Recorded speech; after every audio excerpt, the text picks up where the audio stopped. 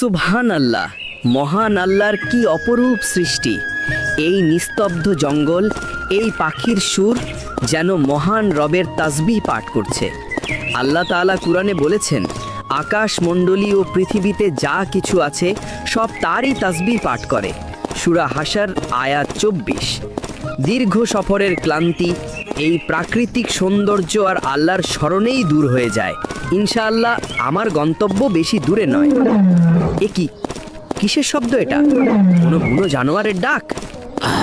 বাঁচাও, আমাকে বাঁচাও হে মানব সন্তান, আমাকে এই জাল থেকে মুক্তি দাও। সিংহ, তুমি কথা বলতে পারো?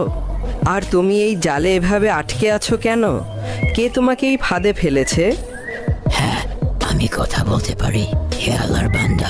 আমি এক জালেম শিকারীর পাতা ফাঁদে আটকে পড়েছি। গত 2 দিন ধরে আমি এই নরক যন্ত্রণায় ভুগছি। ক্ষুধার তৃষ্ণায় আমার জান বেরিয়ে যাচ্ছে। মনে হচ্ছে আজই আমার জীবনের শেষ দিন। আমার সমস্ত শক্তি ফুরিয়ে গেছে। লা হাওলা ওয়ালা কুওয়াতা ইল্লা বিল্লাহ। কি ভয়াবহ পরিস্থিতি! কিন্তু সিংহরাজ, তুমি তো বনের রাজা, এক হিংস্র প্রাণী। যদি আমি তোমাকে এই বিপদ থেকে উদ্ধার করি, তুমি কি আমাকে আল্লাহর কসম দিয়ে বলতে পারো যে তুমি আমার বিন্দুমাত্র ক্ষতি করবে না? তুমি কি আমাকে আক্রমণ করবে না? না, কখনো না হে আমার ত্রাণকর্তা। আমি তোমাকে মহান আল্লাহর নামে কসম দিচ্ছি, আমি তোমার জীবনের বিনিময়ে আমার জীবন ভিক্ষা চাইছি। আমি তোমার এই মহৎ কাজের জন্য চিরকৃতজ্ঞ থাকব। আমি তোমাকে কথা দিচ্ছি, আমি তোমার কোনো ক্ষতি করব না। তুমি যদি আমার জীবন রক্ষা করো, তবে আমি তোমার প্রতি বন্ধুত্বের হাত বাড়িয়ে দেব। বাঁচা পথিক, এই জাল আমাকে তিল তিল করে মেরে ফেলছে। দয়া করো, আল্লাহ তোমার মঙ্গল করুন। বিসমিল্লাহির রহমানির রহিম। ঠিক আছে সিংহরাজ, আমি আল্লাহর উপর ভরসা রেখে তোমাকে বিশ্বাস করলাম। আমি তোমাকে মুক্ত করার চেষ্টা করছি। আল্লাহই সর্বশক্তিমান, তিনি আমার সহায়। আলহামদুলিল্লাহ। যাক, তুমি মুক্ত হয়েছো। এবার তুমি স্বাধীনভাবে বিচরণ করতে পারবে। আল্লাহর উপর ভরসা রেখে সামনে এগিয়ে যাও, আর ভবিষ্যতে শিকারীদের ভাত থেকে সতর্ক থেকো। আলহামদুলিল্লাহ, মুক্তির কি আনন্দ। হে আল্লাহর নেক বান্দা, তোমার প্রতি আমার অসীম কৃতজ্ঞতা। তুমি আমার জীবন রক্ষা করেছ। আমি তোমার এই দয়া কোনোদিন ভুলব না।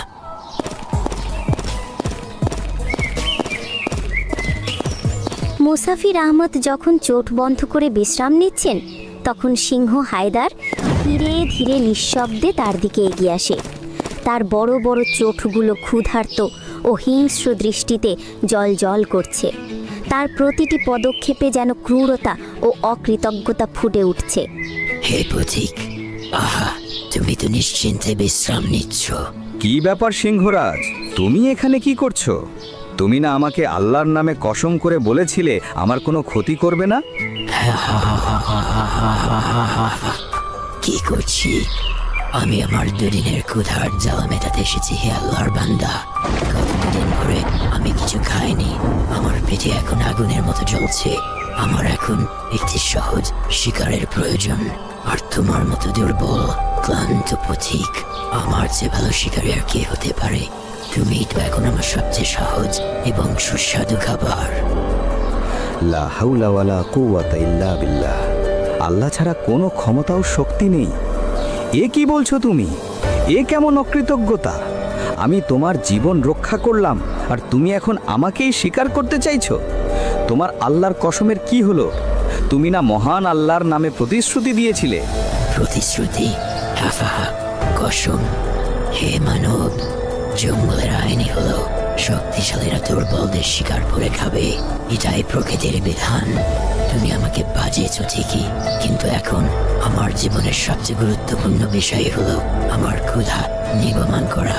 আর তুমি হচ্ছ সেই ক্ষুধা নিবারণের মাধ্যম। আল্লাহর কসম, সেটা ছিল দুর্বল মুহূর্তের কথা।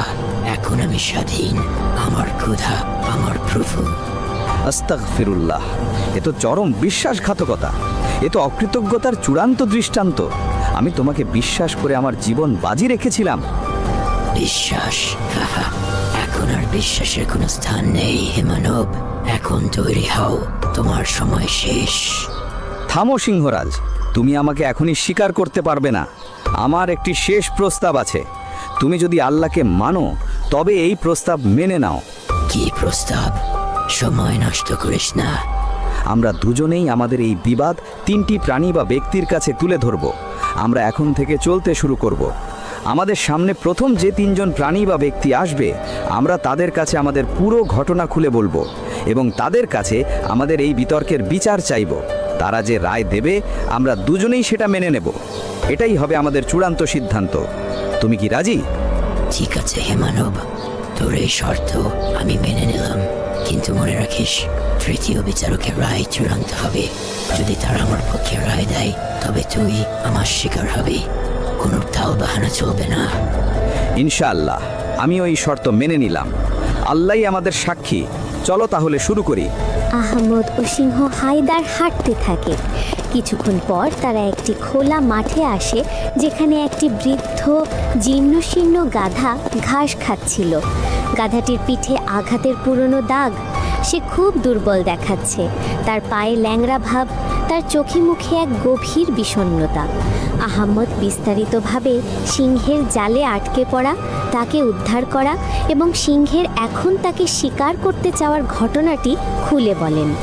সিংহ তার নিজের যুক্তি তুলে ধরে, তার দুদিনের ক্ষুধার কথা জোর দিয়ে বলে এবং নিজেকে নির্দোষ প্রমাণ করার চেষ্টা করে। আসসালামু আলাইকুম। হে গাধা ভাই, আমরা দুজনে একটি গুরুতর সমস্যার মধ্যে পড়েছি। তুমি কি মহান আল্লাহর নামে আমাদের বিচার করে দেবে? আমরা তোমার রায় মেনে নেব। মানব জাতি, এদের সম্পর্কে আমার দীর্ঘদিনের অভিজ্ঞতা আছে। এরা সত্যি খুব অকৃতজ্ঞ এবং স্বার্থপর।